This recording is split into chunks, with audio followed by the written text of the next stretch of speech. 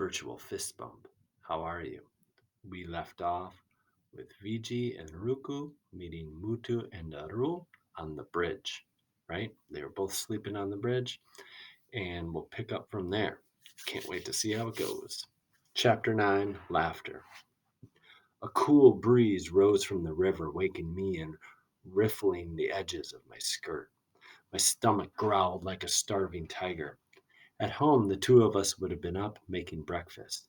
We had been poor, but at least we always had something to eat. When you woke, I knew you would be hungry too. Maybe we could go to the tea shop and ask if we could work there again. Kuti woke with a snort. He snuffled at your face until you sat up. Amma, you murmured. Just us, remember?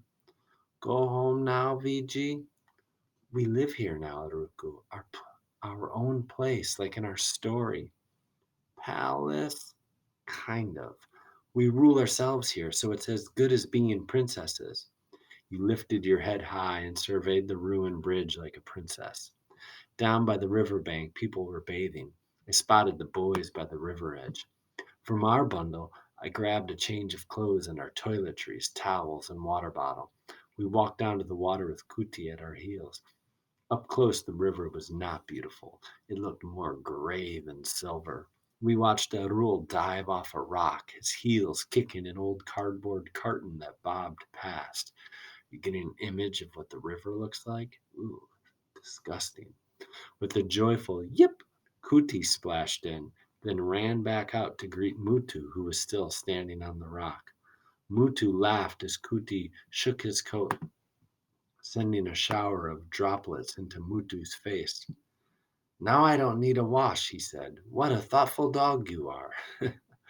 Good dog, you agreed. Ruku's dog. Want to come for a swim?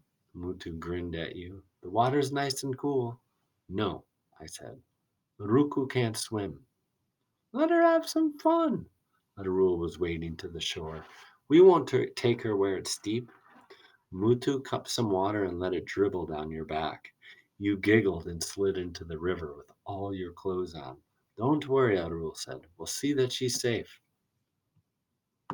You splashed one another for a while, ignoring the litter that floated by. Kuti swam around you in circles. If you hadn't been enjoying yourself so much, I probably would have dragged you out. Part of me was irritated that you'd gone right ahead to bathe with the boys without me. But then, it was the first time I had seen you make friends so easily. It was a nice change after years of meeting kids who hadn't been kind or warm to either of us, except for Subu, whom Arul resembled a little. Want some soap? I asked the boys. None for me, Mutu said. I smell good enough already. But, but Arul thanked me, and I waded into the water and we started washing ourselves and the clothes we were wearing. When we got out of the water, I gave the boys one of our towels, and Arul accepted it gratefully. Now Mutu said he preferred to dry off in the sun. Behind a bush, you and I peeled off our clothes and changed into the dry skirts and blouses I had brought. With our fingers, we scrubbed tooth powder onto our teeth and rinsed it off with the last of the water left in our plastic bottle. Back at the bridge, I wrung out our wet clothes and towels and weighted them down with stones to dry in the sun. Hungry? You announced. Sorry, I said. I don't have anything. We'll find something. No banana? No, sorry. Papaya? You suggested. No. Guava? No. No pomegranate, no jackfruit, no oranges, no zapotes, no sweet limes. No, nothing. No, no, no, no, you repeated faster and louder and more annoyed. No, no, no. No, no, no, Mutu joined in. You stopped and stared at him. Let's sing together, Ruku, he said. No, no, no, no, no, no. Kutu lifted his nose and let out a musical howl. Oh, no, you laughed and clapped your hands. No, no, no. I'd seen you laugh before, but never quite like this. This was the first time you'd broken into a laugh halfway through a tantrum, and the first time you laughed without hiding your mouth behind your hands. as if you were scared to be happy. Now you threw back your head the way Mutu was doing, and as the three of you howled away like a pack of jackals, hungry and homeless though we were, I felt I had done the right thing by leaving.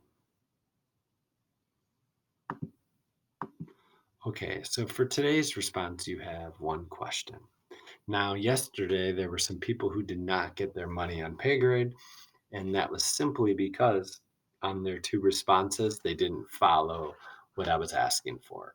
Um, they kind of wrote a response, but it didn't have a topic sentence. It didn't have evidence, didn't explain the evidence. It's not what we've worked on, so I didn't accept it. Um, so today, for chapter, I don't know why I wrote 10 here, for chapter 9, you have one response, and it goes like this. At the end of the chapter, VG says, and as the three of you howled away like a pack of jackals, hungry and homeless though we were, I felt I'd done the right thing by leaving. What do you think of this? Do you think she made the right decision?